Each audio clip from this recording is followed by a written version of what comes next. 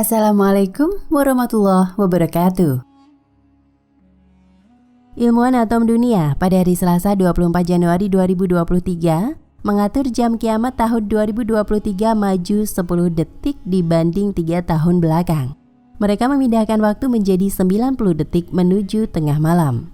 Penyetelan jam kiamat ini karena ancaman perang nuklir yang terjadi antara Rusia dan Ukraina. Ancaman biologis dari pandemi COVID-19, penyebaran senjata nuklir, dan krisis iklim. Ancaman tersebut bukan isapan jempol dan semakin mengerikan sehingga menimbulkan kekhawatiran banyak orang. Jam kiamat dibuat oleh Buletin Ilmuwan Atom untuk menggambarkan betapa dekatnya umat manusia dengan kehancuran dunia. Seiring semakin majunya teknologi buatan manusia yang justru membahayakan. Jam tersebut menjadi semacam metafora mengingatkan mengenai bahaya yang harus diatasi jika manusia ingin bertahan hidup di bumi. Jam ini didesain hanya seperempat dari bentuk normalnya. Pada tahun 1947, untuk pertama kali jam kiamat hadir. Kala itu manusia menghadapi ancaman nuklir besar dari keberadaan senjata nuklir, terutama dari dua negara adidaya, yaitu Amerika Serikat dan Uni Soviet yang tengah bersaing dalam perlombaan senjata nuklir. Angka pada jam kiamat disetel pada 7 menit sebelum tengah malam.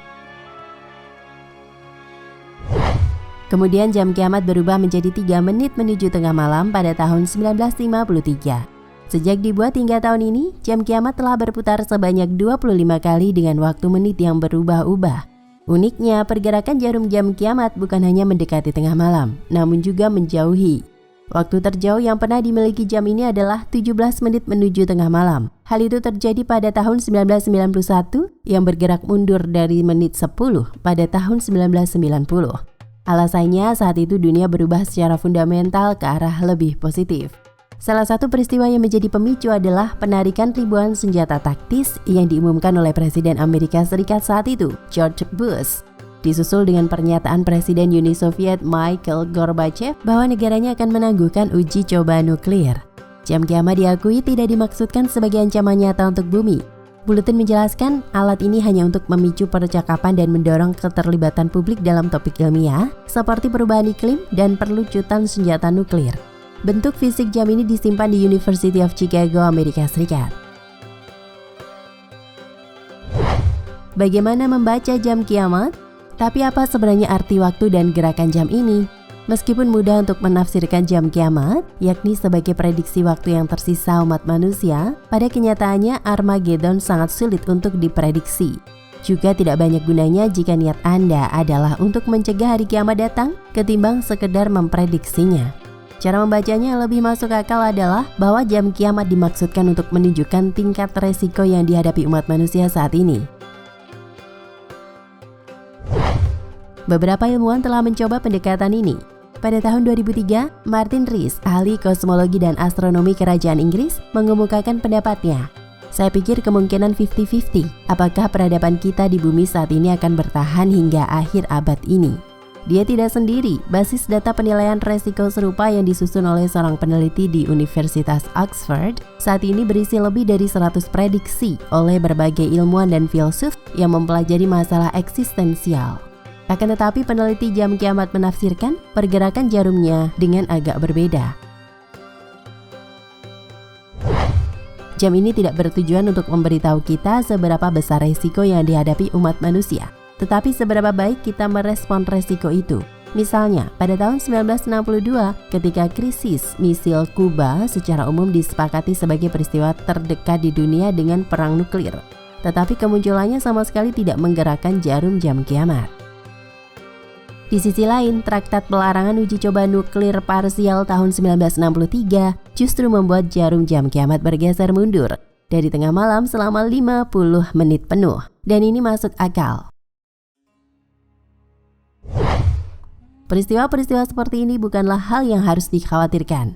Faktanya itu adalah fluktuasi normal dalam politik dan diplomasi internasional.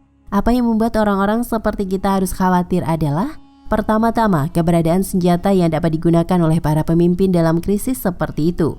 Kedua, institusi dan kerangka kerja yang tidak memadai dan terkadang disfungsional untuk menghentikan mereka. Masalah-masalah ini tidak tercipta oleh krisis global individual, namun bersifat sistemik, dan inilah yang coba didukung oleh jam kiamat. Meskipun tidak sepenuhnya menyadari pada saat itu, titik di mana para ilmuwan pertama kali mengkhawatirkan jam kiamat pada pertengahan tahun 1990-an bertepatan dengan momen keselamatan terbesar yang pernah dialami umat manusia sejak Perang Dunia Kedua.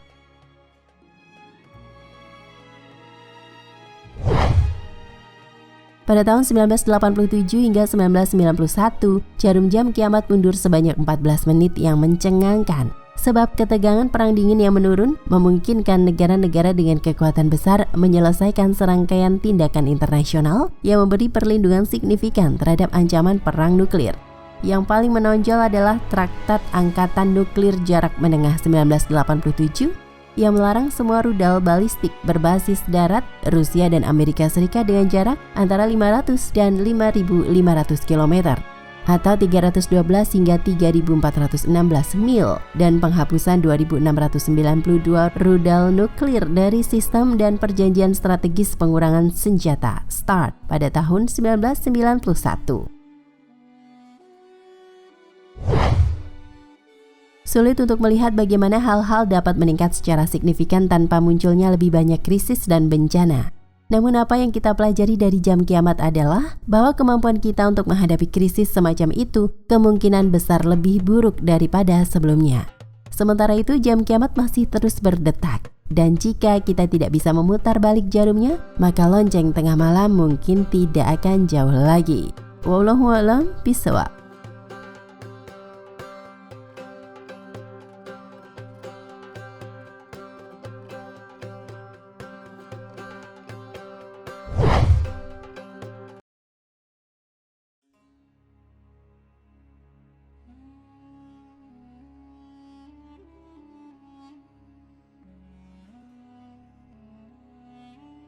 Apabila kita berpikir secara logika, fenomena api pada dasar air laut sangat tidak mungkin terjadi.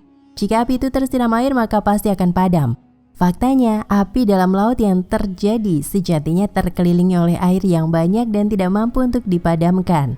Al-Quran telah menjelaskan fenomena ini terlebih dahulu sebelum para ilmuwan menemukan fakta fenomena ini.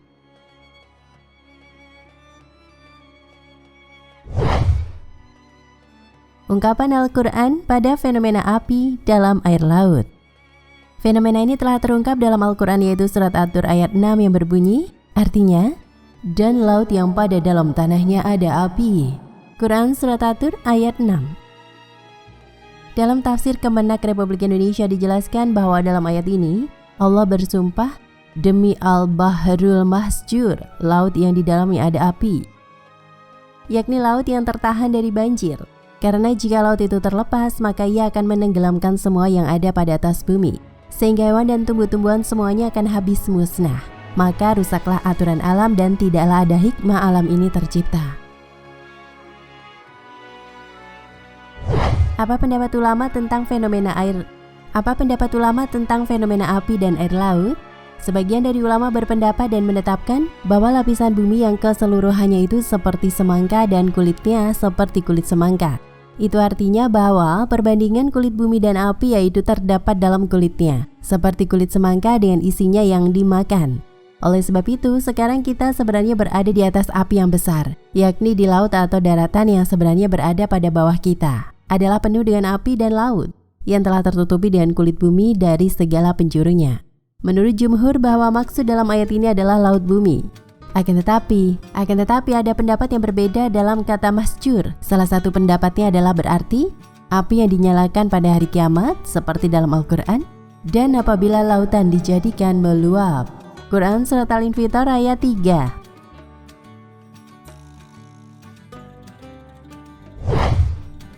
Fakta ilmiah fenomena api pada dasar laut. Fenomena api pada dasar laut ini mulai terbukti secara ilmiah ketika dua ahli geologi berkebangsaan Rusia, Anatol Zvagovich dan Yuri Bogdanov, bersama rekannya ilmuwan Amerika Serikat Rona Klein. Mereka telah meneliti tentang kerak bumi dan patahannya yang berada pada dasar laut. Pertengahan tahun 1990-an, mereka menyelam pada dasar laut menggunakan kapal selam sedalam 1.750 km lepas pantai Miami. Pada dasar laut itulah, mereka terkejut dengan fenomena aliran air yang sangat panas mengalir pada arah retakan batu. Pada aliran itu bersama dengan semburan lava cair panas yang menyemburkan layaknya api pada daratan, serta debu vulkanik yang ikut layaknya asap kebakaran. Panas suhu api vulkanis dalam air tersebut mencapai 231 derajat Celcius.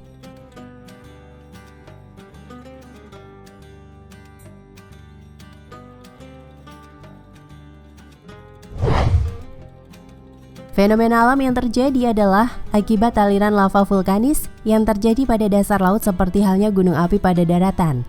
Para ilmuwan menemukan lebih banyak lagi gunung api aktif pada bawah laut yang tersebar pada seluruh lautan. Selain itu, penjelasan terkait fenomena ini juga muncul. Ketika itu, para peneliti turun dan menyelam ke dasar laut dan samudra dalam rangka mencari alternatif berbagai barang tambang. Para ilmuwan tersebut terkejutkan dengan rangkaian gunung berapi Volcanic Mountain Change yang membentang berpuluh-puluh ribu kilometer pada tengah-tengah seluruh samudra bumi. Kemudian mereka sebut sebagai gunung-gunung tengah samudra.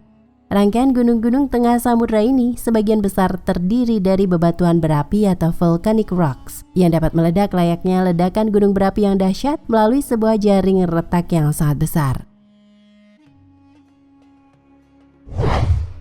Jaring retak itu dapat merobek lapisan bebatuan bumi dan juga melingkupi bola bumi kita secara sempurna dari segala arah dan terpusat pada dasar samudra dan beberapa lautan. Sedangkan kedalamannya mencapai 65 km. Kedalaman jaring retak ini menembus lapisan bebatuan bumi secara penuh hingga menyentuh lapisan lunak bumi, lapisan bumi ketiga. Lapisan tersebut memiliki unsur bebatuan yang sangat elastis, semi cair dan memiliki tingkat kepadatan dan kerekatan tinggi. Batuan-batuan yang lunak itu terdorong oleh arus muatan yang panas ke dasar semua samudra dan beberapa lautan, semacam Laut Merah dengan suhu panas yang melebihi 1000 derajat Celcius.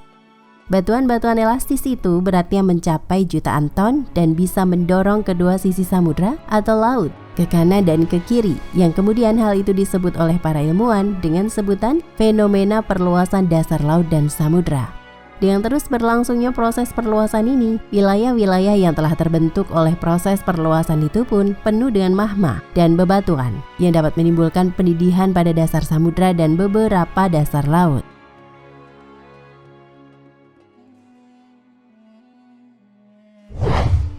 Salah satu fenomena yang mencengangkan saat ini adalah bahwa meskipun begitu banyak air laut atau samudra tetap tidak mampu memadamkan bara api magma tersebut.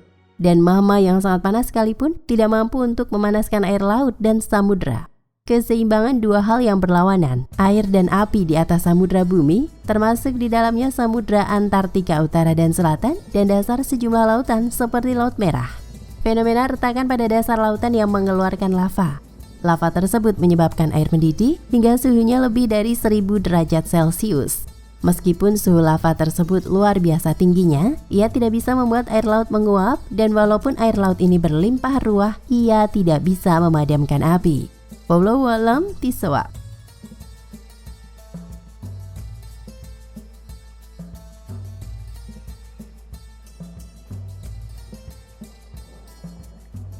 Nah pemirsa Ensiklopedia Al-Fatih, sampai di sini perjumpaan kita kali ini. Semoga menginspirasi.